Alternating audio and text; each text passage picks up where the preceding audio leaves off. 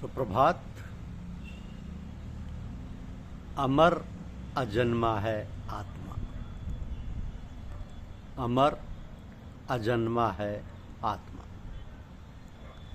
बुद्धिमान मनुष्य सृष्टि के बदले सृष्टिकर्ता की ओर अपनी निष्ठा को मोड़कर अपने ग्रह नक्षत्रों के प्रभाव को अर्थात अतीत के कर्मफल को पराभूत कर देता है।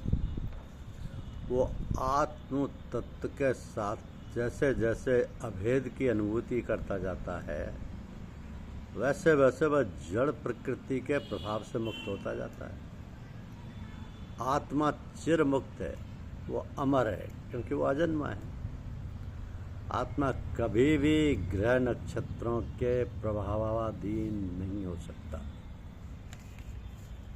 नहीं हो सकता। इसका कारण यही कि हमारे ऋषि मुनियों ने वन में जाकर दुख को ज्ञात किया, वीरता के साथ सहायता की, राक्षसों का नाश किया, सत्य धर्म और सत्यों को स्थापित किया। क्या राम के लिए सब दशाएं प्रतिकूल नहीं थी? यदि दूसरा व्यक्ति होता तो ऐसी हालत में पहले ही वनवास बना जाता और पिता की आज्ञा अनुसार गुरु के आश्रम में रहकर 14 वर्ष बिता देता। पर यदि जाता भी तो मुनि आश्रम पर समय बिता कर लौट आता।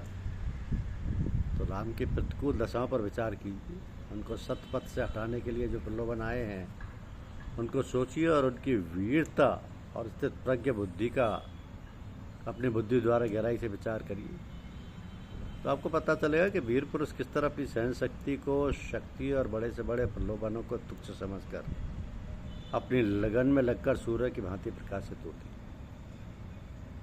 अब चूंकि रामायण में सविस्तार इसका वर्णन है, सभी व्यक्ति जानते,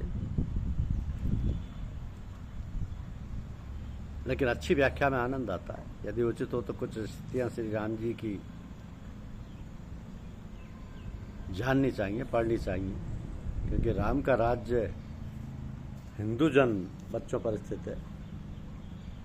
उनका गुणानुवाद सुनने का कौन बच्चा होगा जो व्याकुल ना होगा। विशेषतः आजकल के बच्चों को तो बहुत गुणकारी और काम में आने वाला है। विषय को समझिए, क्योंकि आपका मन एक बिंदु पर सोचने का अभ्यास ही नहीं है, इसलिए वह रोज इस बात पर राजी नहीं हुआ। हमारे गुरुदेव का एक तरीका था कि वह बातों बातों में ही मन को शुद्ध, पवित्र और लचकदार बना देते थे और थोड़ा समय के बाद वही मन जो हिजड़ों की भांति छलांग मारता फिरता था और हाथी की भांति विषयों या हथनियों के पीछे घूमता फिरता था, ऐसे बस में आ जाता था कि अच्छा तबला बजाने वाले की गीतों से मोहित होकर जंगली हाथी उसके तबला पर सूंड रख देता है, या जिस प्रकार जंगली हिरन गाना सुनने के लिए निडर होकर अच्छे गाने वाले के तानों पर मोहित होकर उसके पास आ जाते। उसी प्रकार मन जो अपने अधिकार से बाहर हठ बस था उनके आज्ञानुसार चलने लगता है। तो ईश्वर और गुरु की कृपा बहुत है। मन के देवो देखिए, ध्यान कीजिए कि उसकी दशा क्या है। मन को जब देखेंगे तो विचित्र शांति की दशा में अपने आप को पाएंगे। जीवन भर नाना प्रकार के उपाय, क्रियाएं, तपस्या करने पर भी जो बात प्राप्त नहीं होती है वह साधारण ढंग से सत्संग से बिना किसी उपाय के प्राप्त हो जाती है। इस समय महादेव के नादिया की भांति आपकी अमृत रूपी वाणी की ओर टकटके लगाए हुए ना कोई वासना, ना कोई कामना, ना कोई इच्छा, ना कोई चाह, ये भी पता नहीं कि मैं कौन हूँ, कहाँ हूँ, क्या हूँ, ना गृहस्थी की चिंता, ना दुनिया की, न दफ्तर के कामों का ही विचार है। घर से बहुत आवश्यकीय कार्य तू चला था और यह रास्ते में आकर आपको देखा, सत्संग में बैठ गए। एक साधारण सा प्रश्न कर दिया था, सोचा था कि तुरंत चल दूंगा, पर पूरे 5 घंटे हो गए, कोई सुध-बुध नहीं। क्या इसी को सहज समाधि शास्त्र में कहते हैं?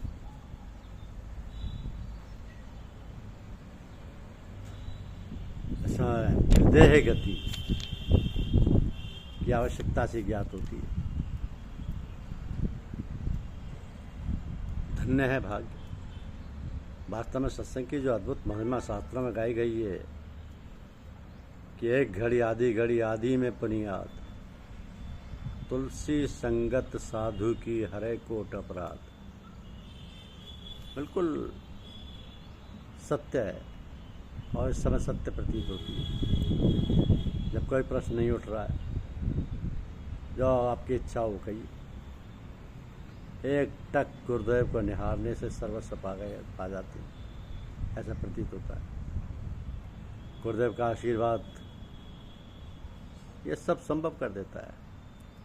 ये वही मन जो चूहों की भांति दौड़ता फिरता था, इस समय शांति स्वरूप महादेव जी का नादिया बन गया। धन्य भगवान, आपकी सत्संग की जय हो, गुरुदेव की जय हो, सबका कल्याण हो। ऐसे पथ पर वास्तव में ये कहना व्यर्थ है कि बिना प्रार्थना ही अंधों को राह दिखाते हैं गुरुदेव। गुरुदेव का पुरुषार्थ है ये सब गुरुदेव की असीम कृपा, दया, इच्छा का फल है कि वे आप पर दयालु हैं और आपने उनकी ओर प्रेम प्रकट किया। भगवान ने अपने असीम भंडार से एक प्रेम की लहर का तिनका फेंक दिया, जिससे हम तृप्त हो गए। उस असीम शक्तिमान और अनंत सर्वव्यापक भगवान की दया का हमको और आपको धन्यवाद करना चाहिए। उन दयालु गुरुदेव महाराज की कृपा का धन्यवाद देना चाहिए, जिनके कारण ये अमृत धन की छटा प्राप्त हुई। उस अद्भुत कुंड का छोटा किनका जब इतना आनंदवर्धक और सुखदायी है, तो हमारी बुद्धि की पहुंच भी नहीं हो सकती। और हम तो ऋणी हैं कि ऐसे सत्संग का लाभ हमें मिला।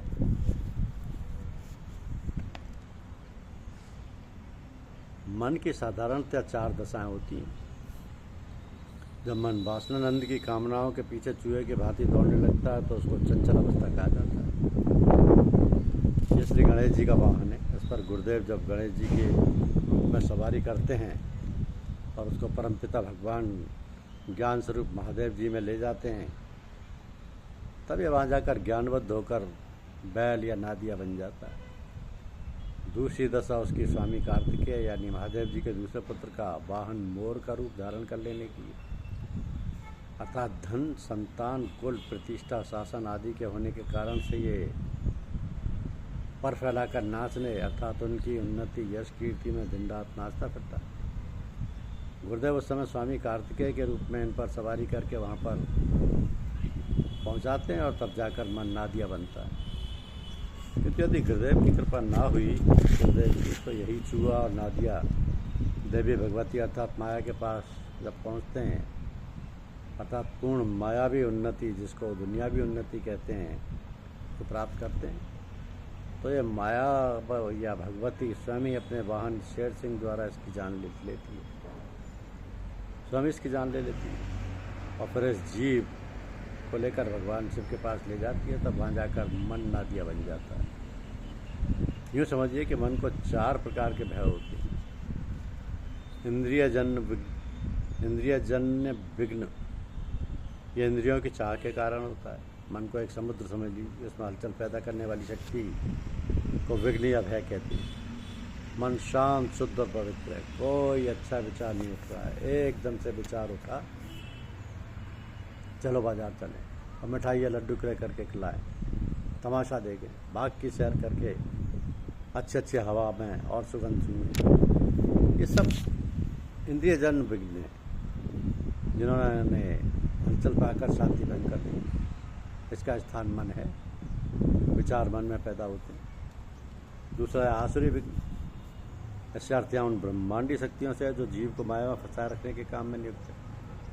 आपने गीता का पाठ शुरू किया है, गुरु के पास जाकर सत्संग में बैठे, विचार आया कि अरे बाजार से सब्जी लेना है। आपने सोचा कि सब्जी तो कल शाम को लेकर रखी थी, कुछ आवश्यकता नहीं। उसने फिर कहा कि संभवतः कमरे के किवाड़ खुले ही छोड़ दिए। उसके शांति करने पर विघ्न पैदा हुआ कि इस समय तक सरकारी काम नहीं किया, चलो कर डालें। यहाँ तक कि वो उस समय तक चैन नहीं लेगा जब तक कि आपको वहाँ से उठा नहीं देगा। उसका कार्य किसी विशेष कार्य की पूर्ति के लिए नहीं होता है, किंतु जो कार्य आप कर रहे हैं उससे आपको हटाना उसका लक्ष्य है। जब तक आप ना हटेंगे उस समय तक वो लगातार आपको बहकाता रहेगा।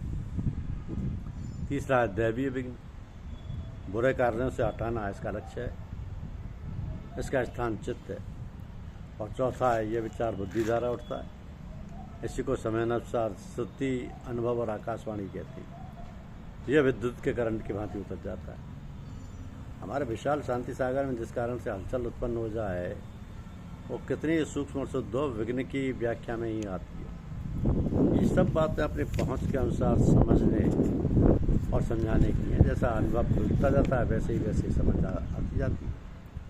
विघ्न के अर्थ यहाँ हानि के नहीं है, किंतु संतों की परिभाषा में वृत्ति, आज्ञाएं आदि जो हृदय पर उतरें या आवें उसके है कि जब हृदय ऐसा शुद्ध, पवित्र और स्थिर होके ना तो उसमें इंद्रियों की ओर से इच्छा या वासना उठकर हिलोड़ पैदा कर रही हो, ना दुनिया की कोई कामना उसको विचलित कर रही हो। यहाँ तक कि ईश्वर प्राप्ति की इच्छा, वासना भी इसके शांति सागर में हिलोड़ ना ले रही हो। तो मन पूर्ण शांत हो। समय जिस प्रकार स्वच्छ और ठहरे हुए पानी में मनुष्य ज्यों का त्यों नीचे से नीचे की वस्तु को ऊपर से देख सकता है, उसी भांति ऐसी दशा जिसकी हो उसको स्थित प्रज्ञ पूर्ण शांत कहेंगे। और वह व्यक्ति वास्तविकता को समझकर उसके अनुसार कार्य करने को ठीक बुद्धि और सामर्थ्य रखता है।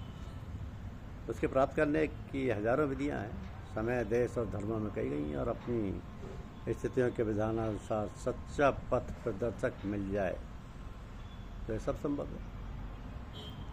ये सब सच्चे पथ प्रदर्शक की दया कृपा से होता है। धन्यवाद।